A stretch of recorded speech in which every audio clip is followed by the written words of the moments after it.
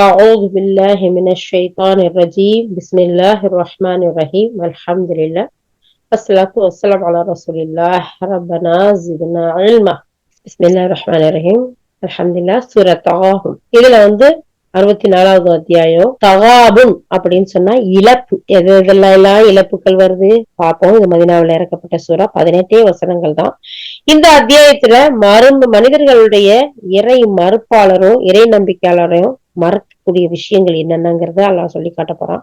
மனிதனை அழகான வடிவுல அல்லாஹ் படைத்திருக்க விஷயத்த சொல்றான். முந்தைய தலைமுறைகளுக்கு இறை மறுப்புல ஈடுபட்டு அதன் விளைவை அனுபவித்த விஷயத்த சொல்றான். அவங்க மரணத்துக்கு பிந்திய வாழ்க்கை ஏற்க மறுத்த விஷயம், இறை நம்பிக்கையாளர் கொண்ட நல்லறம் புரிந்து அவங்க சொர்க்கம் செல்வது, இறை மறுப்பாளர்கள் நரகம் செல்வது, வாழ்க்கை துணையிலையும் குழந்தைகள்லையும் மனிதனுக்கு எதிரிகள் இருக்கிறாங்கிற ஒரு விஷயமும், செல்வமும் மக்களும் ஒரு சோதனையா அமையுது அப்படிங்கிற செய்தி. அல்லாவுக்கு அழகிய கடன் வழங்குவோருக்கு அவன் பன்மடங்கா திருப்பி தருவான் அப்படின்ற எளிதான தகவல் இந்த சூறால இருக்கு அப்படிங்கிறாங்க. வாங்க போய் பார்க்கலாம். பிஷரா. أعوذ بالله من الشيطان الرجيم بسم الله الرحمن الرحيم. அல்லாஹ்வை துதித்துக் கொண்டிருக்கின்றது வானங்களில் உள்ள பூமியில் உள்ள ஒவ்வொன்றும். ஆட்சி அதிகாரம் அவனுக்கே உரியது, புகழும் அவனுக்கே உரியதாகும். மேலும் அவன் ஒவ்வொன்றின் மீதும் ஆற்றலுடையவன். அவனே உங்களை படைத்தான். பிறகு உங்களில் சிலர் நிராகரிப்பாளர்களாய் இருக்கின்றார்கள், சிலர் இறை நம்பிக்கையாளர்களாக விளங்குகின்றார்கள். மேலும் நீங்கள் செய்கின்ற அனைத்தையும் அல்லாஹ் பார்த்து கொண்டிருக்கின்றான். அவன் வானங்களையும் பூமியையும் சத்தியத்தை கொண்டு படைத்தான். மேலும் உங்களுக்கு வடிவம் அமைத்தான். உங்கள் வடிவங்களை மிகவும் அழகிய முறையில் அமைத்தான். இறுதியில் அவனிடமே திரும்பி செல்ல வேண்டி இருக்கின்றது. வானங்கள் மற்றும் பூமியில் உள்ள அனைத்தையும் அவன் அறிகின்றான். நீங்கள் மறைப்பதையும் நீங்கள் வெளிப்படுத்துவதையும் அவன் அறிகின்றான். மேலும் அவன் உள்ளங்களில் இருப்பவற்றையும் நன்கு அறிபவனாக இருக்கின்றான். எவர்கள் இதற்கு முன்பு நிராகரிக்கவும் பின்னர் தங்களுடைய செயல்களின் கெடுதிகளை சுவைக்கவும் செய்தார்களோ அவர்களை பற்றி உங்களுக்கு செய்தி எதுவும் எட்டவில்லையா என்ன? மேலும் துன்புறுத்தும் வேதனையும் அவர்களுக்கு இருக்கின்றது. சுப்ஹானல்லாஹ். அல்லாஹ் சுப்ஹானஹு வ தஆலா தன்னையே புகழ்ந்து வானம் பூமி புகழ்ந்து இருக்குங்கிறதையும் அல்லாஹ் சொல்லிட்டு, ஆட்சி அதிகாரம் அவனுக்குத்தான் உரியது, புகழும் அவனுக்குத்தான் உரியது, அவன் எல்லாவற்றின் மீது ஆற்றல் உள்ளவனா இருக்கிறாங்கிறத யுஸப்பிஹுலில்லாஹ், அந்த எல்லாமே அவனுக்கு அல்லாஹ் துதி செய்துங்கிற ஒரு விஷயத்த அல்லாஹ் சுப்ஹானஹு வ தஆலா சொல்றான்.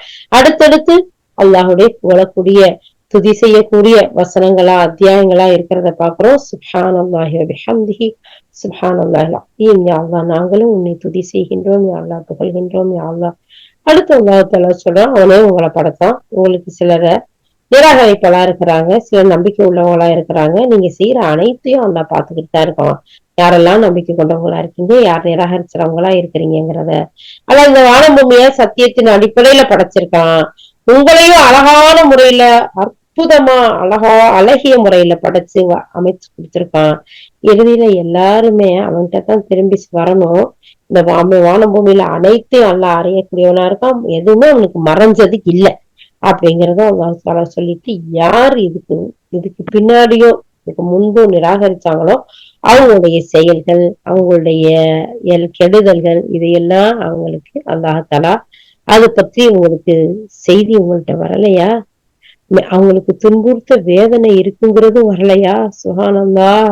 அல்லாஹ் சொல்றான், இதுக்கு பின்னாடியும் அல்லதுக்கு முன்னாடியும் யாரெல்லாம் நிராகரிச்சாங்களோ அவங்களுடைய செயல்களோட கெடுதல்களை அவங்க சுவைப்பாங்க அப்படிங்கிற செய்தி வரலையா அப்படின்னு கேட்டுட்டு அல்லாஹ் சொல்றான், அவங்க இப்படிப்பட்ட மக்களுக்கு துன்புறுத்தக்கூடிய வேதனை இருக்கு. அடுத்ததா, அவர்கள் இந்த கதிக்கு ஆளாக காரணம் அவர்களிடம் அவர்களுடைய தூதர்கள் வெளிப்படையான ஆதாரங்களை கொண்டு வந்த வண்ணம் இருந்தார்கள்.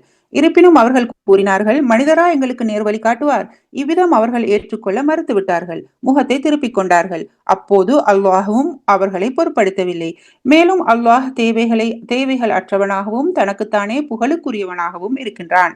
இறந்த பின் மீண்டும் ஒருபோதும் அவர்கள் எழுப்பப்பட மாட்டார்கள் என்று நிராகரிப்பாளர்கள் மிக அழுத்தம் திருத்தமாக வாதாடுகின்றார்கள். அவர்களிடம் நீர் கூறும், இல்லை, என் அதிபதி மீது சத்தியமாக நீங்கள் திண்ணமாக எழுப்பப்படுவீர்கள். பின்னர் உலகில் நீங்கள் என்னவெல்லாம் செய்தீர்கள் என்று உங்களுக்கு அறிவித்து தரப்படும். இவ்வாறு செய்வது அல்லாஹுவுக்கு மிகவும் எளிதானதாகும். எனவே அல்லாஹுவின் மீதும் அவனுடைய தூதரின் மீதும் நாம் இறக்கி வைத்திருக்கும் ஒளியின் மீதும் நம்பிக்கை கொள்ளுங்கள்.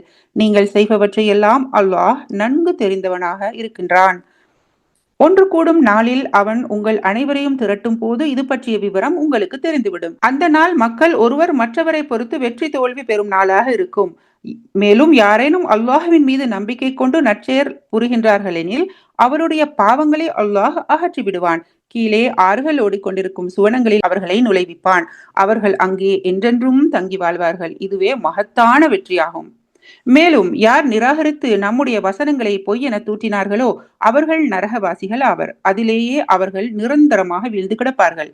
மேலும் அது மிகவும் மோசமான இடமாகும்.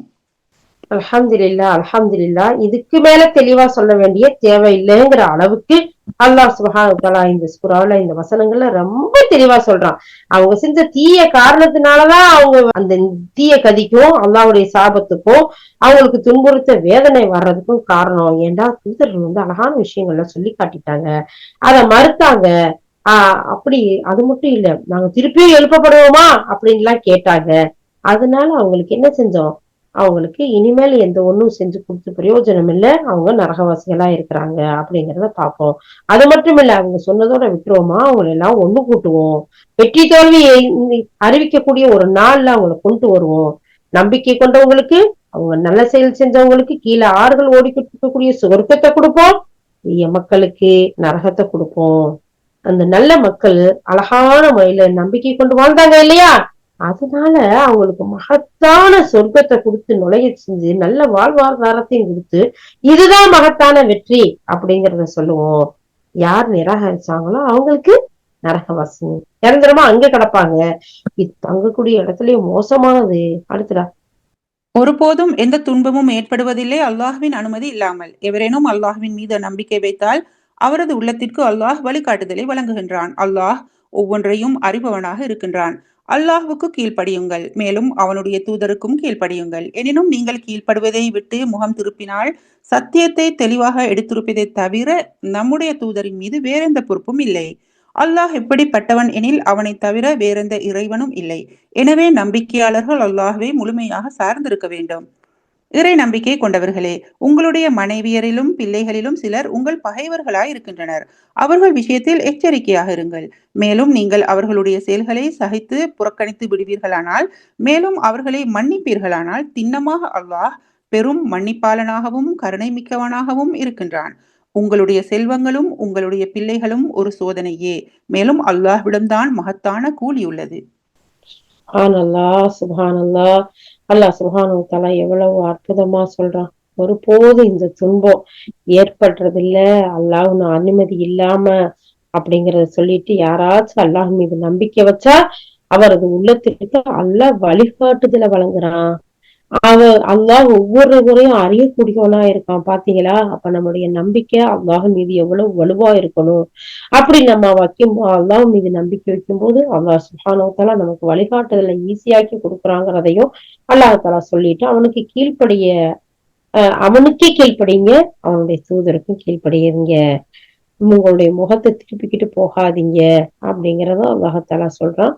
அடுத்து அல்லாஹ் எப்படிப்பட்டவனா இருக்கிறான்டா, அவனை தவிர வேற எந்த இறைவனுமே இல்லை. அல்லாஹ் லா இலாஹ இல்லல்லாஹ் வஅலல்லாஹி ஃபல்யத்தவக்கலில் முஃமினூன். எனவே நம்பிக்கையாளர்கள் அல்லாஹ்வே முழுமையா சார்ந்து இருக்கட்டும். அல்லாஹ் உன்னை முழுமையா சார்ந்து இருக்கட்டும், எங்களை ஆக்கி அல்லாஹ் உன்னை முழுமையா சார்ந்தவர்களாகவும் எங்களை ஆக்கி வைப்பாயாக. அடுத்து அல்லாஹ் தஆலா இறை நம்பிக்கை போட்டு கொண்டவங்களை கூப்பிட்டு சொல்றான், உங்களுடைய மனைவியல்ல, உங்களுடைய பிள்ளைகள்ல உங்களுக்கு பகைவர்கள் இருக்கிறாங்க. இதுக்கு உதாரணமா நம்ம யாரெல்லாம் பார்க்கலாம்? லூத் அலைஹிஸ்ஸலாமுடைய மனைவியை பார்க்கலாம், நூஹ் அலைஹிஸ்ஸலாமுடைய மகனை பார்க்கலாம் இல்லையா? அப்போ இந்த விஷயத்துல நீங்க எச்சரிக்கையா இருங்க, கவனமா இருங்க. அவங்களுடைய செயலை நீங்க சகிச்சு பொறுத்து அவங்களுக்கு அழகான முறையில அட்வைஸ் சொல்லுங்க. வேற என்ன செய்ய முடியும்?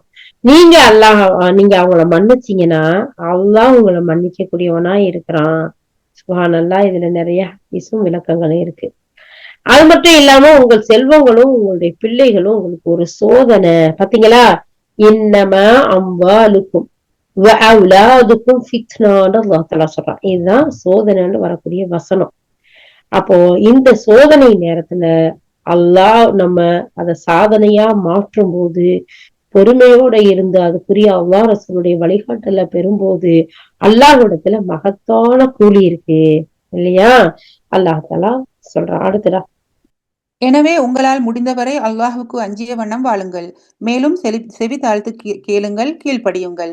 மேலும் உங்கள் செல்வத்தை செலவு செய்யுங்கள். இது உங்களுக்கே சிறந்ததாகும். தம்முடைய உள்ளத்தின் உலோபித்தனத்தை விட்டு எவர் விலகி இருக்கின்றார்களோ அத்தகையவர்கள் தாம் வெற்றி பெறக்கூடியவர்கள்.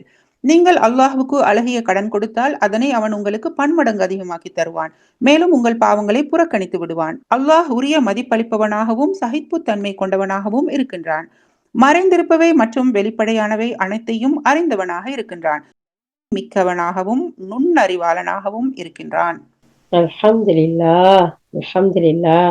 அல்லாஹ் சுப்ஹானஹு வ தஆலா உங்களால முடிஞ்ச வரைக்கும் அல்லாஹ்வுக்கு அஞ்சுவாங்க.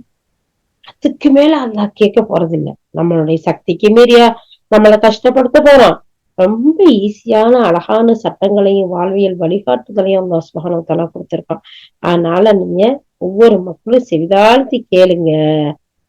நீங்க அழகான முறையில கீழ்ப்படியுங்க. பாத்தீங்களா? அடிக்கடி நம்ம சொல்லுவோம் இல்லையா? ஃபத்தகுல்லாஹ், அல்லாஹ்வை அஞ்சுங்க. மஸ்ததாஅத்து, உங்களால முடிஞ்ச வரைக்கும்.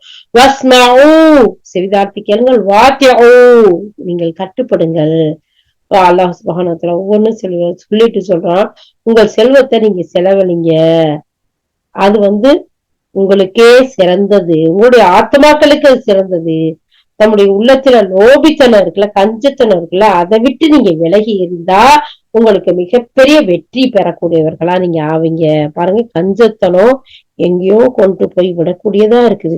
அதனால அல்லாஹ்விடத்துல நம்ம துவா செஞ்சுக்கிட்டே இருக்கணும். அல்லாஹ் கஞ்சத்தனத்துல இருந்து, லோபித்தனத்துல இருந்து உன்னுடைய பாதுகாப்பு தேடுறேன். அல்லாஹ்வுடைய தூதர் ஸல்லல்லாஹு அலைஹி வஸல்லம் இந்த துவாவை நமக்கு சொல்லி கொடுத்திருக்கிறாங்க. அத நம்ம அந்தந்த நேரம் காலையிலயும் மாலையிலயும் ஓதக்கூடியதுல நம்ம துவா செய்யணும். அப்ப அல்லாஹ் சுப்ஹானஹு வ தஆலா முடிஞ்ச வரைக்கும் அல்லாஹ்வுக்கு அஞ்சி நீங்க அல்லாஹ்வுடைய வசனங்களை கேட்டு கீழ்ப்படிந்து வாழுங்க. உங்களுடைய செல்வத்துல நீங்க செலவு செய்ய கஞ்சத்தனம் காட்டாதீங்க. இது உங்களுக்கு மிகப்பெரிய வெற்றியை கொடுக்கும். நீங்க அல்லாஹ்வுக்கு அழகிய கடன் கொடுத்தா அதை அவன் பன்மடங்கா திருப்பி கொடுப்பான். சரியா? ஆனா உண்மையான விஷயத்துக்கு நம்ம செலவழிக்கிறோமா? தேவையான விஷயத்துக்கு தான் செலவழிக்கிறோமா?